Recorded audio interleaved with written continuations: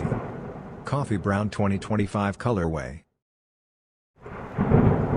The swoosh is thinking about bringing back some of the original colorways and vintage styles that once best represented the Huarache design approach now that the Nike Air Trainer Huarache is back in the mix.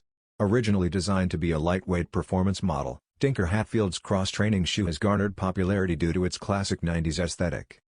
Given its similarity to the ACG Mowabb, we can even anticipate some unexpected outdoor aesthetics when the Trainer Huarache debuts in 2025. It will come in a variety of sport-inspired colorways and lifestyle perspectives.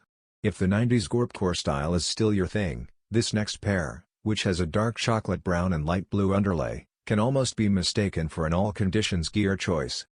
With a price tag of only $140, the Trainer Huarache is ready for its turn after Cortez took over in late 2024.